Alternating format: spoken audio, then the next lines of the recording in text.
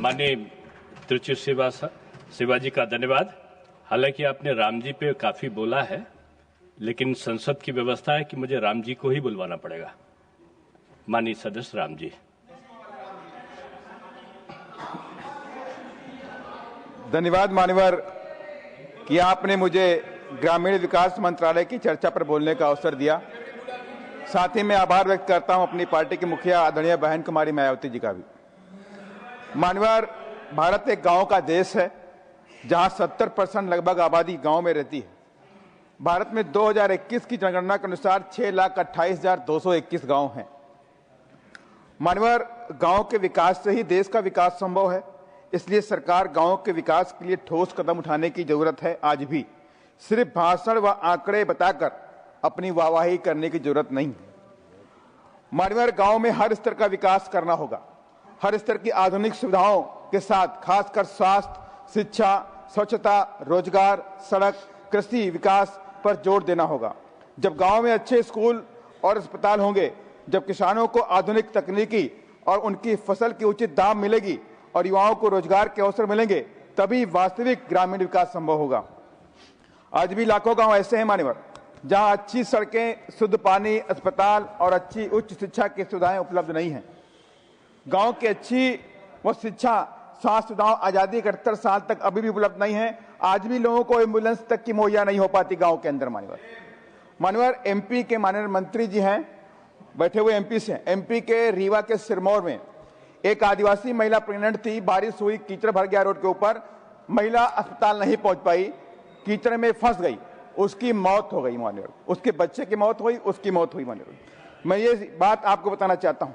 आज भी मान्यवर कई जगहों पर स्कूल की सुविधाएं तक नहीं है। मान्यवर, तमाम योजनाएं सरकार ग्रामों के विकास को लेकर तो आई, लेकिन सिर्फ ज्यादातर कागजों और आंकड़ों में ही दिखाई देती हैं।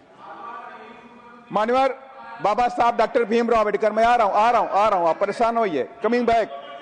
बाबा साहब डॉक्टर भीमराव अम्बेडकर कहते थे, गांव दलितों के लिए बूचड़खाना है, जहां पर दलितों और आदिवासियों के साथ में जातिवाद, शोषण, अज्ञानता का केंद्र मानते थे मान्यवर। और ये बात 80 से 90 साल पहले की थी, और आज भी मान्यवर देखने को मिलता है। गांव में आज भी दलित आदिवासी बस्तियों के जहां आदिवासी बस्ती शुरू होती है, वहां पे न तो स्कूल है, न सड़क है, न पानी है, और हालत बुरी है मान्यवर।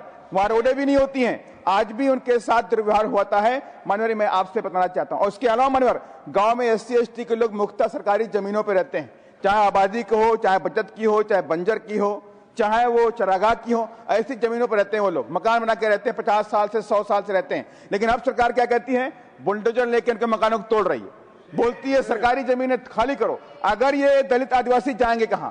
उनके पास जमीनें नहीं है मान्यवर। तो इस पर भी सरकार पूर्णतः रोक लगाने का काम करे।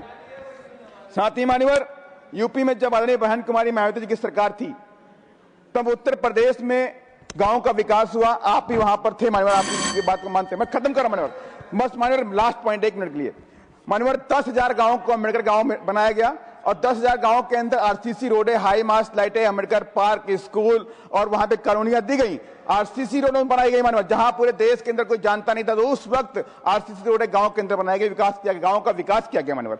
इसलिए मान्यवर, मैं माननीय मंत्री जी से कहना चाहता हूं कि उत्तर प्रदेश जब उस वक्त 5,000 स्कूल खोल सकता है अच्छी शिक्षा के लिए, तो इस वक्त भी आपको और ज्यादा से ज्यादा स्कूल पूरे देश में खोलने का काम करना चाहिए। लास्ट मान्यवर, एक लास्ट पॉइंट मान्यवर, कि मैं सरकार से चाहता हूं कि अगर गांव का विकास चाहते हैं तो परमानेंट सोल्यूशन आपको देना पड़ेगा एम्प्लॉयमेंट के लिए। भूमि सुधार कानून लेकर के आइए, भूमिहीन गरीबों को आप 2 से 3 एकड़ पूरे देश में पट्टा दीजिए, 100% गांव का विकास निश्चित होगा।